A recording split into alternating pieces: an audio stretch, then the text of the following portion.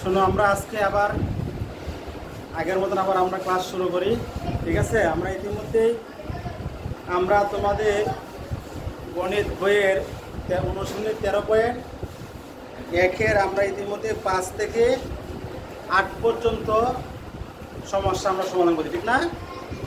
আজকে আমরা 9 পর্যন্ত আমাদের শেষ নাকি 10, 11, 12 এবং পর্যায়ক্রমে যতগুলো অঙ্ক করা যায় আজকে আমরা শেষ করবো। ঠিক আছে, আজকে আমরা দেখো 10 নম্বর ম্যাথমেটিক্যালটা আমরা সমস্যাটা সমাধান করব। কত নাম্বার? 10 নম্বরটা। ঠিক আছে, একটু খেয়াল করে আমরা 10 নম্বর দেখো প্রবলেমটা দেখো লিখছি আমি 8 + 16 + 24 + ধারাটি প্রথম 9টি পদের সমষ্টি কত? তাহলে অ্যাটেনশন প্লিজ। তাহলে আমার এখানে আছে একটা পদ, দুইটা পদ, তিনটা পদ। এইভাবে যদি যাই তাহলে আমার মোট পদ পাবো কটা? 9টা। তো 9টা পদ যোগ করলে এমনিতে কিন্তু আমি যদি ক্যালকুলেটর ব্যবহার করি তাহলে প্রথম পদ 8, পরের পদ 16, পরের পদ 24, তো 3টা, পরের পদ কত হবে? 8 করে বাড়তেছে, ঠিক না? কত হবে? 24 আর 8 কত? 32। এরকম যদি আমি 9টা পদ যোগ করি তাও অঙ্ক কিন্তু আমাদের হয়ে যাবে, কিন্তু এটা আমাদের জন্য অনেকটা কী হয়ে যায়? কঠিন হয়ে যায়। ঠিক আছে, এই জন্য আমরা উক্ত অধ্যায়ের সূত্র ব্যবহার করে আমরা টেকনিক ব্যবহার করে আমরা সহজে কী করবো? সমস্যা সমাধান করবো। ঠিক আছে, আচ্ছা, প্রথমে আমাকে জানতে হবে এটা কোন দ্বারা। কেউ কি বলতে পারো কোন দ্বারা? কিভাবে বুঝলে?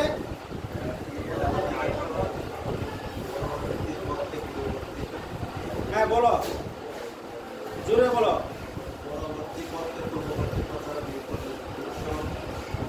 পরবর্তী পদ থেকে পূর্ববর্তী পদ বিয়োগ করলে, যেমন 16 থেকে 8 বিয়োগ করলে কত থাকে? 8। 24 থেকে 16 বিয়োগ করলে কত থাকে? 8। তার মানে বিয়োগফল সর্বদা কি হলো? সমান। বিয়োগফল যদি সর্বদা সমান হয় তখন তাকে বলা হয় সমান্তর দ্বারা। ক্লিয়ার? তাহলে আমরা সিদ্ধান্ত নিয়ে গেলাম এটা একটা সমান্তর দ্বারা। তাহলে সমাধান হবে প্রদত্ত দ্বারার প্রথম পদকে এ দ্বারা প্রকাশ করা হয়, যা হলো 8। প্রদত্ত দ্বারার সাধারণ অন্তর কি হবে? পরবর্তী পদ থেকে পূর্ববর্তী বিয়োগ করলে যে বিয়োগফলটা, সেই বিয়োগফলটাকে বলা হয় সাধারণ অন্তর। তাহলে 16 - 8 = 8। এখানে আমার মোট পদ আছে কয়টা? 9টা। তারা বলে দিচ্ছে, আমাকে বের করতে হয় নাই, ডাইরেক্ট ম্যাথমেটিক্যালি আমাকে বলা আছে, সমস্যায় বলা আছে মোট পদ হচ্ছে 9টা। তাহলে আমরা বলতে পারি পদ সংখ্যাকে এর দ্বারা প্রকাশ করা n = 9। তাহলে খেয়াল করে দেখো, আমার এই যে ধারাটা, এই ধারাটা কিন্তু স্বাভাবিক সংখ্যার দ্বারা না। যেমন 1-এর পরে 2, 2-এর পরে 3, 3-এর পরে 4, 4-এর পরে 5, এরকম না। গ্যাপ আছে না, ফাঁক আছে না, গ্যাপ আছে। তাহলে এরকম ধারা যদি সমষ্টি বের করার জন্য বলে তখন আমরা কোন সূত্র ব্যবহার করি বলো তো? এই সূত্র, n/2 2a + n - 1 * b। ঠিক আছে, তাহলে একবারে সহজ।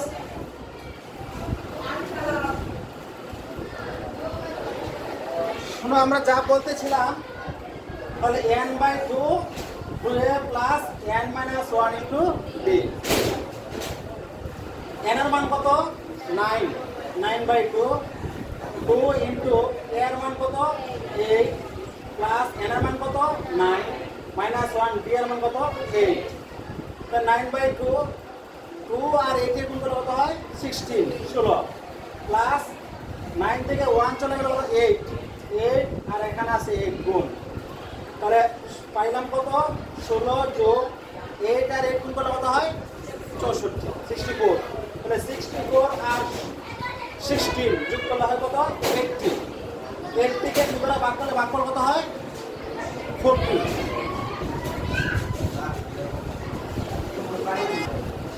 আমরা প্রায় শেষ পর্যন্ত চলে আসছি। 2 দ্বারা 80 কে ভাগ করলে ভাগফল কত? 40।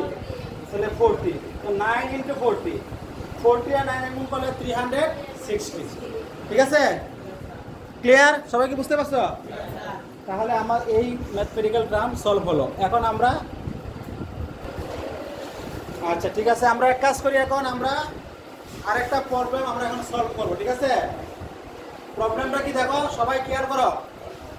তোমাদের অনুশীলনী 13.1-এর কত নাম্বার? 11 নাম্বার।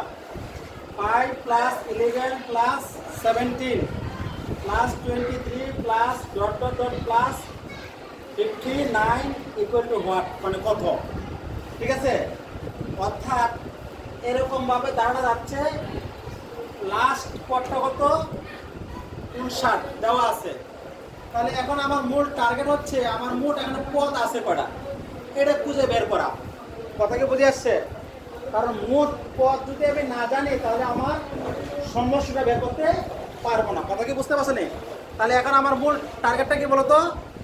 আগেই টার্গেট হচ্ছে এখানে পদ আছে কয়টা, পদ কটা আছে এটা খুঁজে বের করা। ঠিক আছে, দেখো তাহলে আমি প্রথমে সিদ্ধান্ত নিয়ে নিই এক কোন দ্বারা।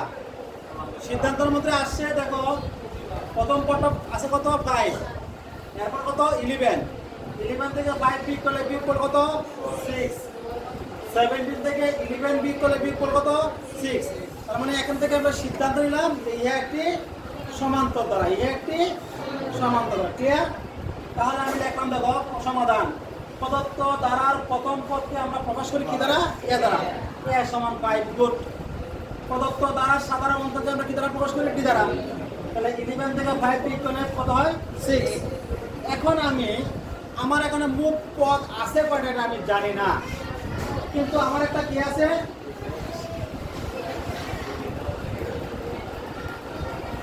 আমার এখন কি আছে বলতো? লাস্টের পদটা আছে 59, ঠিক না? তার সাহায্য নিয়ে আমি কি করব? এখানে মোট কয়টা পদ আছে এই পদগুলো আমরা কি করব? বের করব। কথা কি বুঝে আসছে? দেখো আমি লিখছি, মনে করি প্রদত্ত দ্বারা এনতম পদকে ধরছি, তাকে আমি এনতম পদ ধরছি। লাস্ট পদটা যে আছে, ঠিক আছে, তাকে আমি এনতম পদ লিখছি। আমি ধরে নিয়েছি সে এনতম স্থানে আছে। তাহলে আমরা তো জানি, তাহলে শর্ত মতো আমরা বলতে পারি এনতম পদের সূত্রটা আমরা কি ছিল? n plus n minus 1 into d। এটা হচ্ছে এনতম পদের সূত্র। আর আমি ধরে নিয়েছি এনতম পদ কত? 59। তাহলে এত ইকুয়াল টু 59। কথা কি বুঝে আসছে? গুড। তাহলে a এর মান কত? 5 প্লাস n মাইনাস 1, d এর মান কত? 6 ইকুয়াল টু 59। তাহলে দেখো n minus 6 n minus 1 into 6, এই 5টা এখানে কি আছে? প্লাস অবস্থায় আছে, ওই পাশে গেলে কি হবে? মাইনাস হবে। গুড। তারপরে n মাইনাস 1 ইনটু 6 সমান n মাইনাস 1 ইনটু 6 সমান 59 থেকে 5 চলে গেল কত থাকে? 54 থাকে, 54, ঠিক না? এখন দেখো এই 6টা এখানে কোন অবস্থায় আছে? গুণ অবস্থা আছে। ওইদিকে 6 দিলে কি হবে? ভাগ হবে। তাহলে n মাইনাস 1 হলো 6 দ্বারা ভাগ করলে ভাগফল কত হবে? 54 কে 6 দ্বারা ভাগ করলে ভাগফল হবে 9। তার মানে n মাইনাস 1 সমান 9। তাহলে n সমান কত হবে? 9 মাইনাস 1 যখন 500 পরিবর্তন হয়ে যাবে +1। তাহলে 9 এবং 1 যোগ করলে কত হয়? 10। এই দেখো আমি কিন্তু এখন মোট পদ পেয়ে গেছি কয়টা? 10টি পদ বা 10টি পদ। কথা কি বুঝে আসছে? তাহলে 1 2 3 4 এরকম যদি আমি 59 পর্যন্ত যাই তাহলে আমি মোট পদ পাবো কয়টা? 10টা পদ পাবো। কথা কি বুঝে আসছে? এখন আমাকে বলছে এত সমান কত। এর অর্থ হচ্ছে এই 10টা পদের সমষ্টি বের করে। এখানে কিন্তু বলে নাই যে এতটি পদের সমষ্টি কত, এই সমষ্টি শব্দটা বলে নাই, কিন্তু অঙ্কের প্যাটার্নে মনে হচ্ছে যে আমাকে বলছে যে এই পদগুলো যোগফলটা বের করেন। কথা কি বুঝে আসছে? কিন্তু ডাইরেক্ট কিন্তু বলে নাই যে এতটি পদের সমষ্টি কত, এই কথা বলে নাই, কিন্তু প্যাটার্নে বলছে কি যে এত যোগ এত যোগ এত সমান পদ। মানে এতটা প্রমাণিত হয় এখানে মোট যতগুলো পদ আছে সবগুলো পদের যোগফল বলছে। কথা কি বুঝে আসছে? হ্যাঁ, অনেক সময় উল্লেখ নাও থাকতে পারে সমষ্টি বের করো, কিন্তু অঙ্কের আলামতে বুঝে নিতে হবে এখানে সমষ্টি বলছে নাকি অন্য কিছু বলছে। ক্লিয়ার কথা? সবাই কি বুঝতে পারছো?